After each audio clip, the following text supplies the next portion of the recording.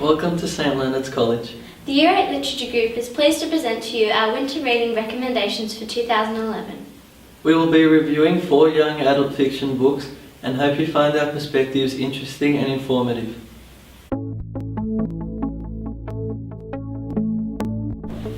Hi, I'm Claudia. I'm Finn. And I'm Nick, and today we'll be reviewing the novel Then by Morris Gleitzman. So Finn, what was the book about? The book is about 2 orphan Jewish children named Felix and Zelda, and they're hiding from the Nazis during the Second World War. They find refuge with a woman called Jenna, who's a farmer, and she dyes their hair blonde and renames them William and Violetta. They both find it really hard to fit in because of their hate for the Nazis and what they're doing to people like them.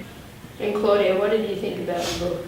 I found the book really touching and inspiring because of the children's courage and spirit. Morris Gleitzman did a great job of making the reader understand in great detail.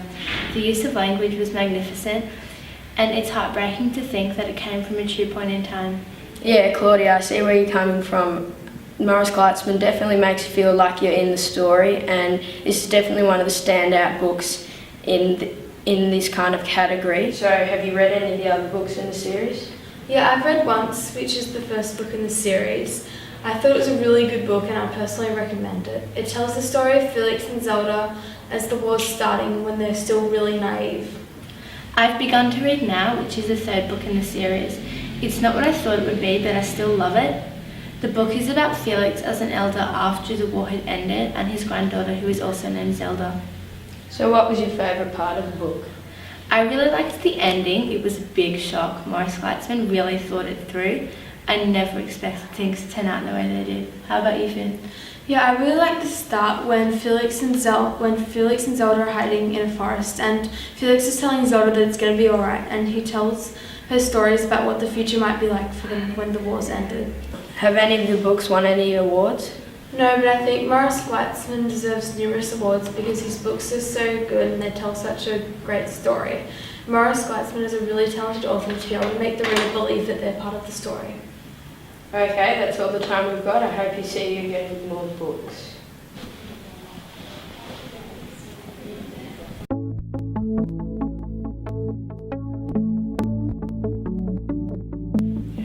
Hi, I'm Alex, this is Dan, and this is Arseni, and today we'll be reviewing The Contest by Matthew Riley. So Arseni, what was the book about? Well, the book was about a man named Stephen Swain who lives in New York City with his daughter, and one ordinary day they're teleported into the New York State Library, which is the venue for a contest, and in the contest they do battle against 6 other contestants until one reigns supreme. So what did you like about this book? I really liked how the characters were described, and the venue, the New York State Library, really suited the contest. I also liked that, and I liked how it was fast-paced and, like Sunny said, was set in a place where the reader could really imagine themselves. Yeah, I thought the story was full of twists and turns, and it kept you guessing what was going to happen next. So were there any things you didn't like about the book? Well, one thing I didn't like was how Bellos, who is one of the contestants, could cheat in such a competition like this. Yeah, I also thought that it wasn't as refined as some of Matthew Riley's later books as it was his first. I thought this book was a bit short and the story wasn't deep enough. It also ended quite abruptly, which was quite a downer. So Dan, you mentioned that this was Matthew Riley's first book. Are there any other things you found out about it? Yeah, after some research we found out that Matthew Riley plans to create a film and has done a 15-minute pilot. Okay. So, what are your overall reviews of the book? Well, it's a great book and it's fast-paced and keeps you guessing what's going to happen next. Yeah, I thought that it was a great fast-paced thriller, and once I was done, it left me craving more. So, would you recommend this book, and if so, to whom? Yes, I would recommend this book to young teens who love an exciting read to keep them on their toes. Yes, I definitely recommend it, and I'm looking forward to reading some of Matthew Riley's other books. This is quite an old book, published in 1998. It was enjoyable nonetheless, and I'd recommend it to everyone, especially those wanting to try out a new book.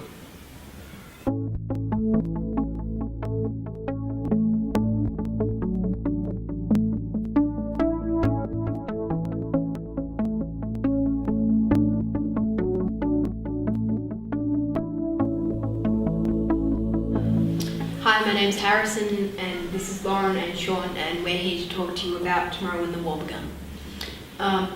Lauren, what did you think of the book? Well, it was very hard to get into at first, but then as it went on, action and drama was very sudden and it was hard to put down. Sean, what was the plot of the book? Tomorrow When the War Began was about how only a couple of teenagers were put into the middle of a war situation and had to learn to fend for themselves. And how much things could change in an instant was amazing. And Lauren, what is the genre of this book? I would say it's a mix between action and sci-fi. And how does the book relate to the movie? Well, I watched the movie numerous times and I compared the book to the movie, and there are only a few small details taken out, but they were pretty much the same. And Sean, what is the author's writing style? Well, John Marston had a very elegant writing style, as he described everything from head to toe. This book is the first in a series of 7, and I hope you enjoyed our review. I hope that you read this book because it's good.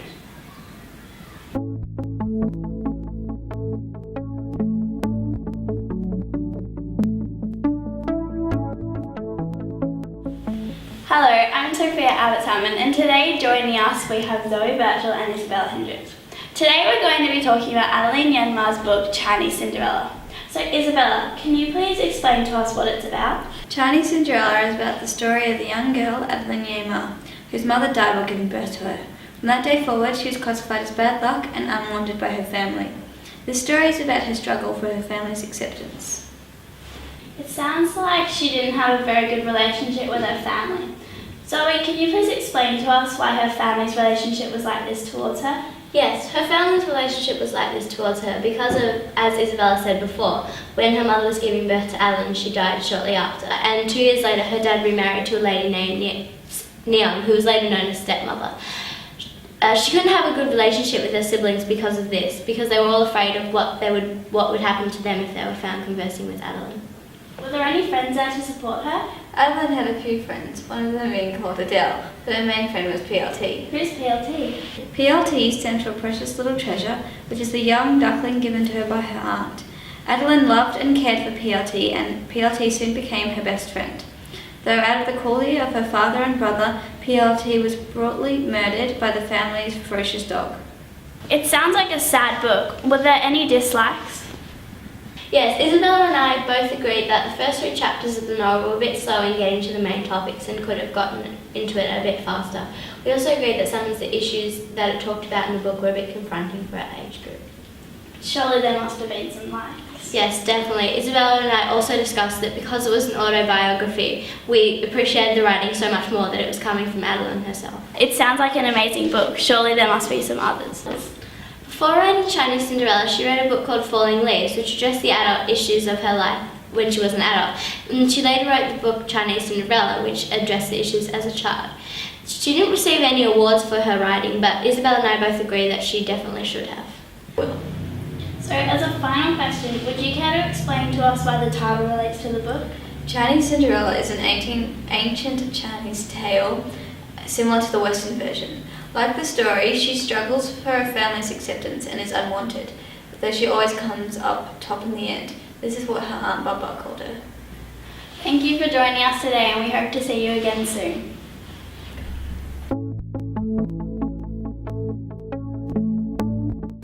We hope you have enjoyed our reviews and will take the time this winter to curl up with a good book. Happy reading!